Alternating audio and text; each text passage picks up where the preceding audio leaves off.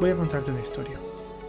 Hace ya mucho tiempo había un niño de 10 años, muy inquieto y travieso, que le encantaba ir al colegio para, sobre todo, jugar con sus amigos. Cierto día, en clase de ciencia, con su profesor don Eulogio, el profesor más temido y respetado del colegio, les contó algo que a este chico le sorprendió mucho. Que había una partícula, la más pequeña del universo, que era el átomo, y que ésta no se podía dividir, no podía haber nada más pequeño. Esto le sorprendió mucho a este niño, y volvió a casa con ganas para intentar estudiar y comprender mejor ese tema, porque en el fondo había algo que no le cuadraba.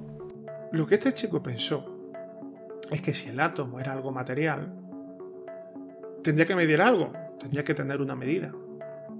Y las medidas se pueden dividir entre dos. Luego pensó que el átomo también debería de poder dividirse entre dos.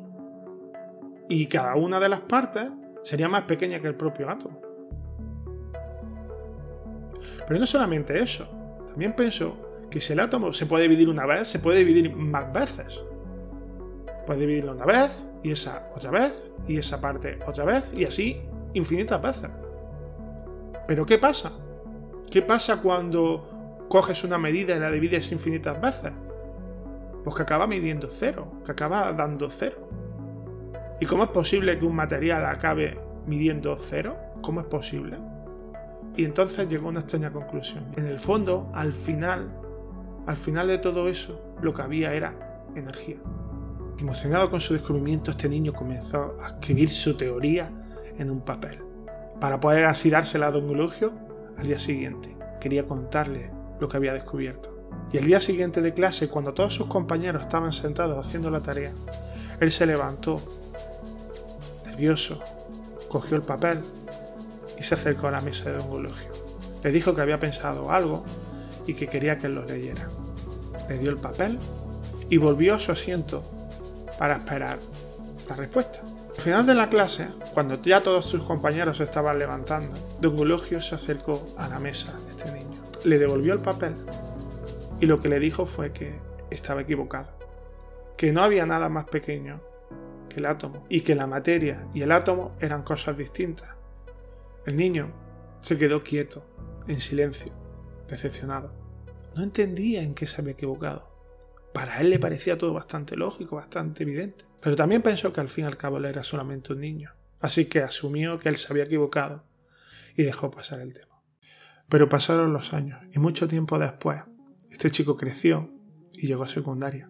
Y allí su profesor les contó que se habían descubierto partículas que eran más pequeñas que el átomo. ¿Ves esta fórmula? Es la fórmula de Einstein. Y en esta fórmula lo que se dice es que la energía y la materia son equivalentes. Una se puede transformar en la otra. Exactamente lo mismo que él había dicho muchísimo tiempo atrás. Ese día recordó lo que había pasado cuando estaba en el colegio. Él había pensado algo que era cierto. Había tenido una teoría que era cierta. Pero había renunciado a ello simplemente porque su profesor se lo había dicho. Ese día, ese preciso día, se prometió que nunca más dejaría de pensar por sí mismo y nunca más dejaría que otros decidieran qué es verdad y qué no. Supongo que te estarás preguntando por qué te estoy contando todo esto. Como ya te habrás imaginado, es una historia real y yo era ese niño. Y te cuento esta historia porque precisamente es por ella por el que yo estoy aquí. Pues la verdad es que hace tiempo que me estoy cuestionando el sistema de pensiones. Cuando supe que las pensiones estaban siendo deficitarias, con un déficit muy grande, y el envejecimiento de la población, que creo que es algo que vemos todos, pues empecé a preocuparme un poco por el tema. Pero la verdad, cuando intentas investigar un poco, lo que suele verse, lo que se ve es que la gente por lo general no está muy preocupada por eso, no le importa demasiado. En mi entorno, mis amigos, mi familia, todos, absolutamente todos, confían en el sistema de pensiones como única fuente de ingresos una vez se hayan jubilado. Ninguno de ellos busca una fuente de ingreso alternativa para tenerla una vez hayan dejado de trabajar. Aparte de lo que transmiten los medios de comunicación, los políticos, los economistas, es que el sistema de las pensiones es seguro. Y hombre, el hecho de que las pensiones se revaloricen cada año es un indicador de que al fin y al cabo no deben de ser en el fondo un problema, porque si no, no las subirían. Por eso, Cuando tú ves que tu familia, que tus amigos, que los medios de comunicación, que los políticos, que todos confían en el sistema de las pensiones, lo que uno tiende a pensar, hombre, a lo mejor uno está equivocado al ponerlo en duda.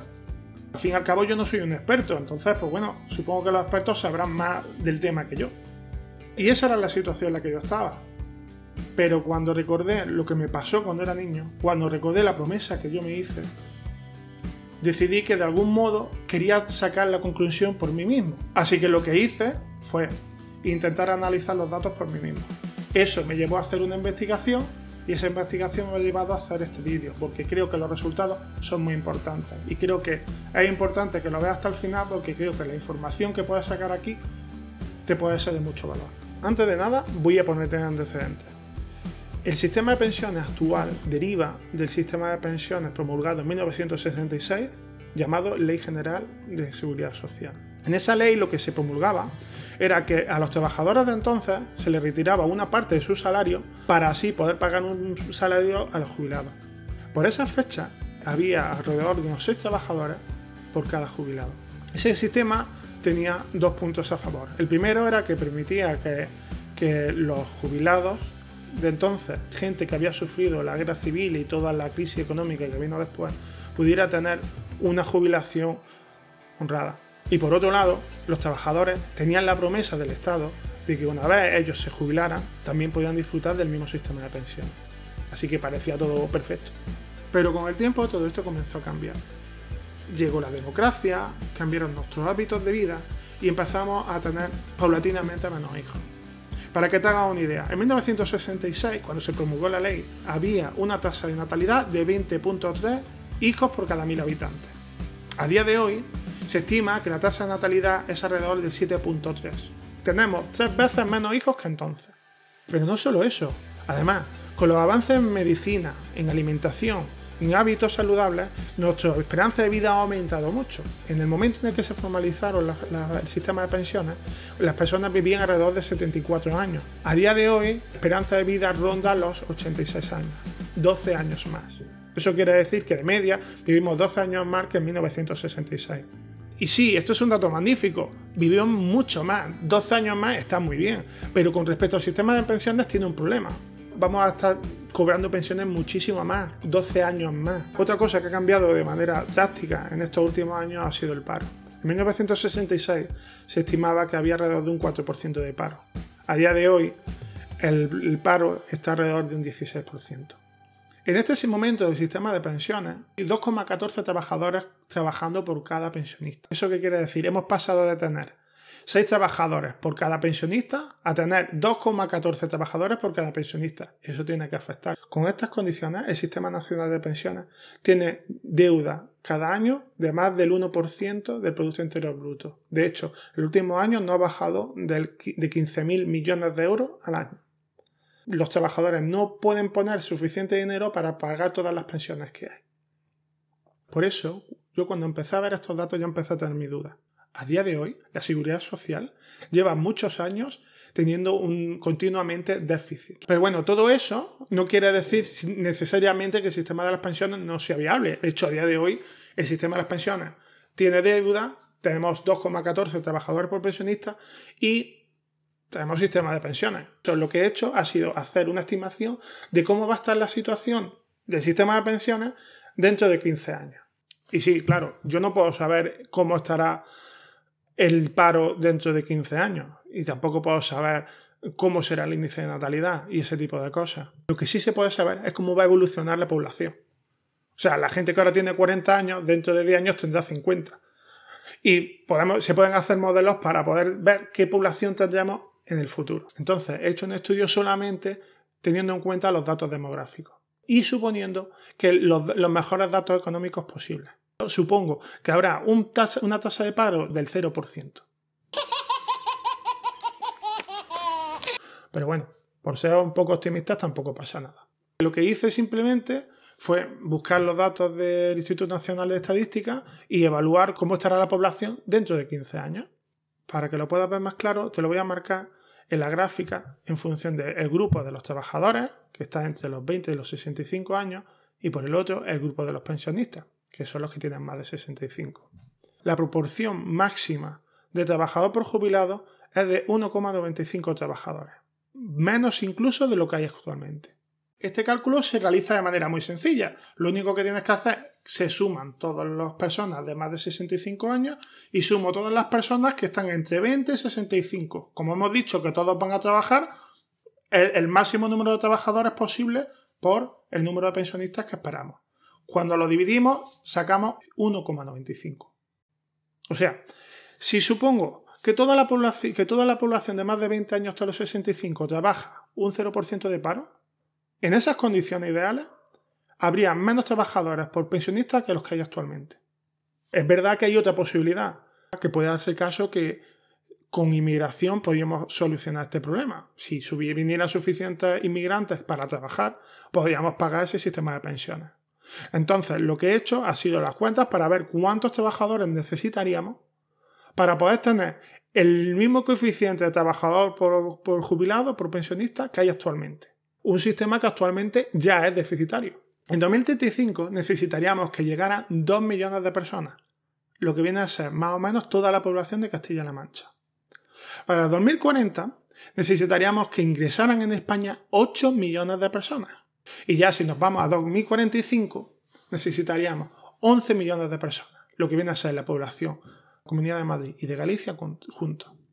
O sea, que para poder tener un sistema de pensiones como el actual, que ya te digo, a día de hoy tiene 15.000 millones de euros de pérdidas al año, necesitaríamos tener pleno empleo, 0% de paro y que llegaran a España 11 millones de personas. ¿Tú crees que eso es posible?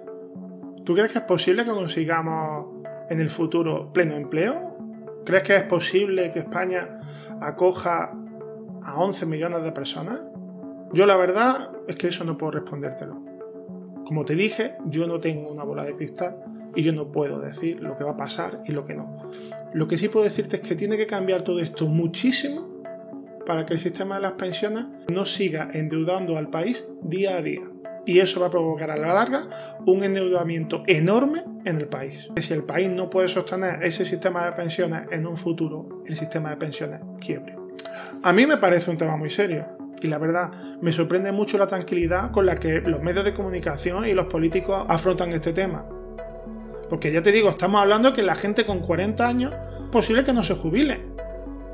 Y las personas que empiezan a jubilarse ahora es posible que acaben por no tener pensión.